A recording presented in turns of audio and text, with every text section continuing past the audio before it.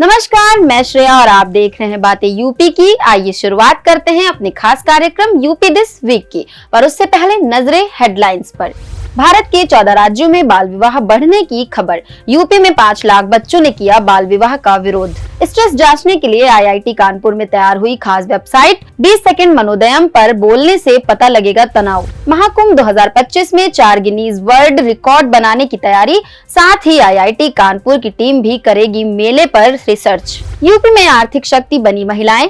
पहले सिर्फ 60,000, अब 3.27 लाख संपत्तियों पर मिला मालिकाना हक। आईआईटी बीएचयू में बनाई गई खास डिवाइस अब दूध में मिले यूरिया का पता लगाएगा तरबूज के बीज से बना बायोसेंसर। हाल ही में पीलीभीत के गन्ने के खेतों से 10 से अधिक बाघ रहस्यमय तरीके से गायब हो गए। बढ़ी शिकार और पलायन की आशंका। जन शिकायतों के गुणवत्तापूर्ण व समयबद्ध निस्तारण में बरेली रेंज ने प्राप्त किया पहला स्थान। पीलीभीत जिला भी अव्वल। और अब खबरें विस्तार से।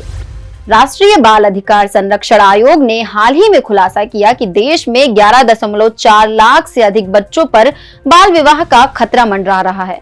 आयोग ने 2023-24 में इन बच्चों की सुरक्षा के लिए व्यापक कदम उठाए, जिनमें परिवारों से बातचीत, बच्चों को स्कूल लौटाने और पुलिस के साथ समन्वय शामिल है। एनसीपीसीआर अध्यक्ष प्रियंका कानूनगो ने राज्यों में बाल विवाह उन्मूलन को प्राथमिकता देने की अपील की है। हालांकि बाल विवाह में गिरावट आई है, लेकिन 2016 से 2021 के बीच इस प्रगति में रुकावट देखी गई। लड़कों का बाल विवाह भी घटकर 2% रह गया है।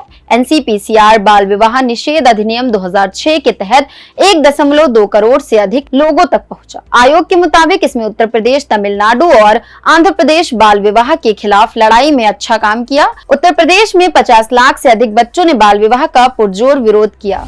आईआईटी कानपुर के स्टार्टअप ने एक एआई आधारित वेबसाइट मनोदयम विकसित की है, जो 20 सेकंड की आवाज सुनकर आपके तनाव का स्तर बता देगी। ये हिंदी, अंग्रेजी, मलयालम और कन्नड़ भाषाओं में काम करती है और तनाव के स्तर के आधार पर इलाज की सलाह देती है। हाइपर तनाव की स्थिति में वेबसाइट तुरंत डॉक्टर से संपर्क की सलाह देती है, जबकि माइल्ड और मॉडरेट तनाव के लिए योग, मेडिटेशन और स्लीप म्यूजिक जैसी सुविधाएं भी उपलब्ध हैं।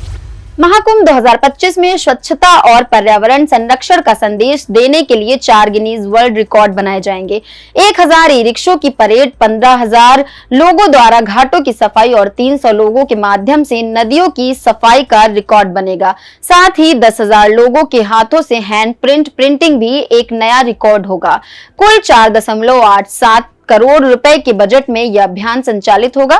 इसके साथ ही आईआईटी कानपुर को महाकुंभ 2025 के आयोजन, सुरक्षा और ट्रैफिक प्लानिंग के समग्र मूल्यांकन के लिए 95.53 लाख रुपए का प्रस्ताव मंजूर किया गया है, जो मेले की सोशियो इकोनॉमिक प्रभाव पर रिपोर्ट प्रस्तुत करेगा।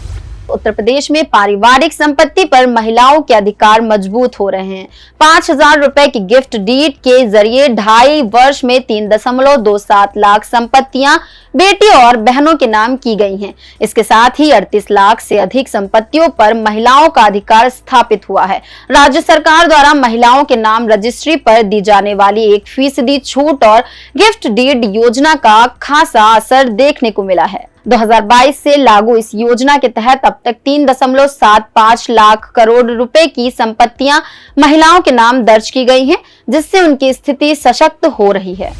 आईआईटी बीएचयू के वैज्ञानिकों ने तरबूज के बीज से बायोसेंसर विकसित किया है, जो दूध में यूरिया की मिलावट का पता लगाएगा।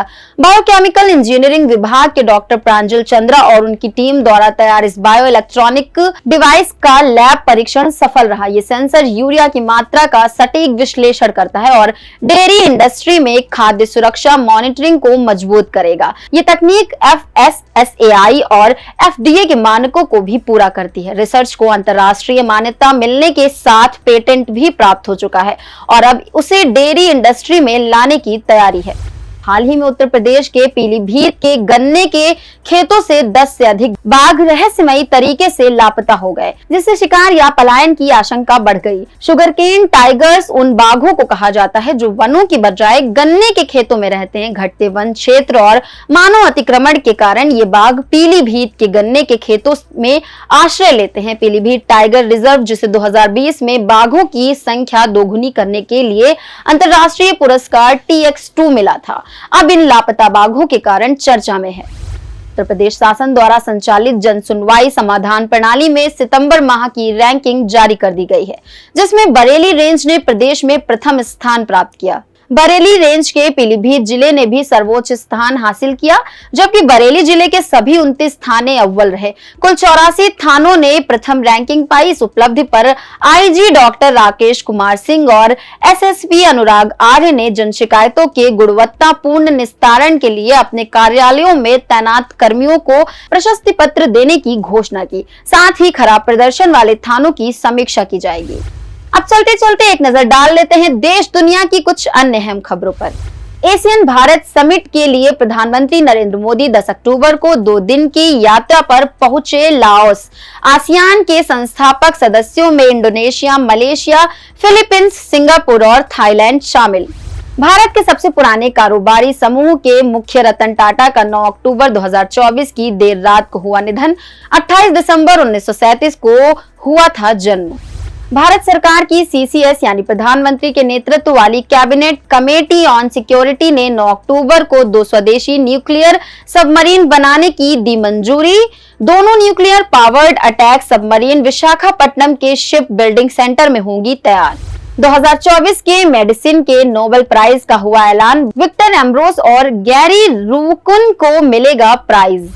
मालदीव के राष्ट्रपति मुज्जू ने पीएम मोदी के साथ की द्विपक्षीय बैठक। द्विपक्षीय संबंधों को मजबूत करने पर हुई व्यापक चर्चा। तो बस आज के कार्यक्रम में इतना ही। कार्यक्रम में दी गई जानकारी आपको कैसी लगी, कमेंट सेक्शन में हमें जरूर बताइएगा। ऐसी ही और खबरों के लिए देखते रहें और करते रहें बातें यूपी की। धन्यवाद।